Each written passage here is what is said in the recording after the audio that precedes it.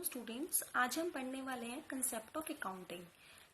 Concept of accounting में हम लोग पढ़ेंगे अकाउंटिंग का मीनिंग क्या है और हम लोग अकाउंटिंग क्यों पढ़ते हैं, हम अकाउंटिंग करने की ज़रूरत क्या है हमें।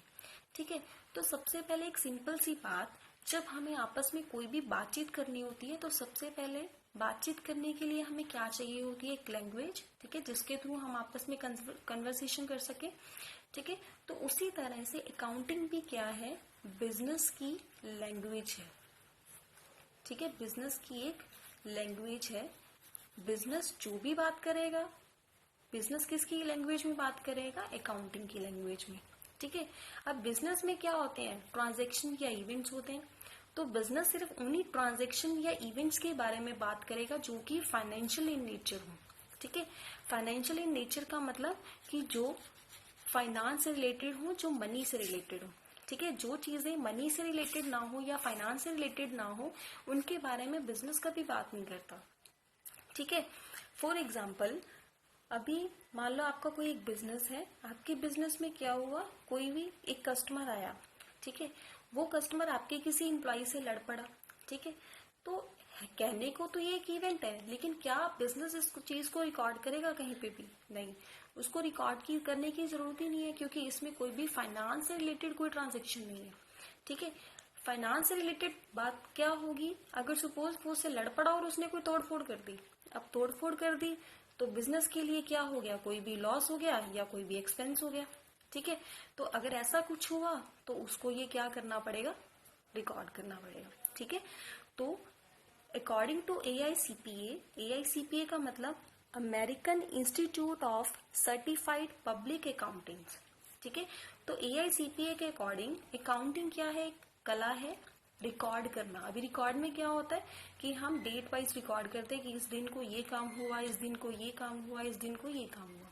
ठीक है, रिकॉर्डिंग के बाद हम क्लासिफाई करते हैं, मतलब एक तरह की जितनी भी एंट्रीज होती है हम उसको एक साइड पे इकट्ठा कर लेते हैं, जिसको हम क्या बोलते हैं, लेजर क्रिएट करना।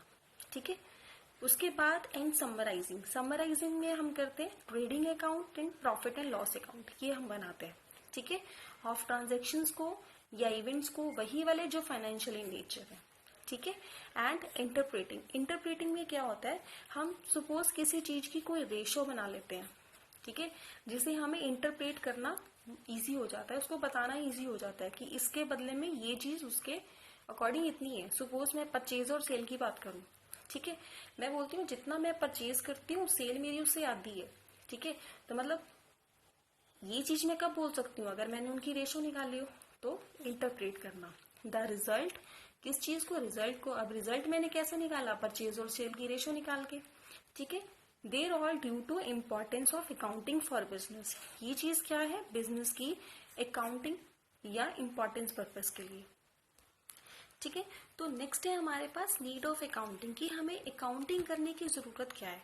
अभी देखो, अगर सपोज हमारे पास पॉकेट मनी है तो हम भी देखते हैं ना, हमने उसको कहाँ पे कितना खर्च कर दिया। ठीक है, चाहे वो अमाउंट हमारे पास थोड़ी होती है, ट्रांजेक्शन्स भी कोई इतनी ज्यादा नहीं होती। तो बिजनेस का एरिया तो इतना वास्ट है, तो उसको तो ट्रांजेक्शन अपनी देखनी पड़ती है ना। ठीक है, उसको तो day to day transaction record करने की बहुत ज्यादा जरूरत है।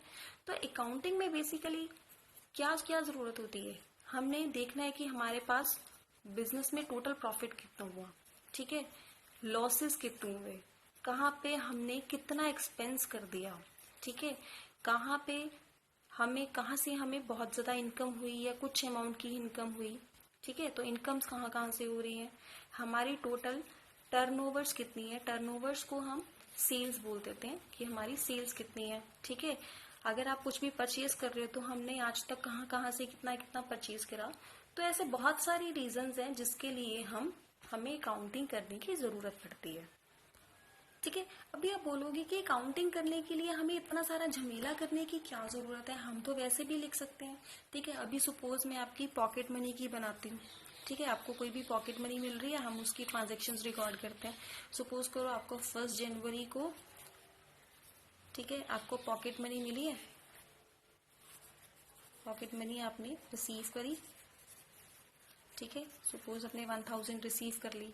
ठीक है, फिर 5 जन को सपोज करो आपने कहीं पे अपनी फ्रेंड की पार्टी में स्पेंड कर दिए।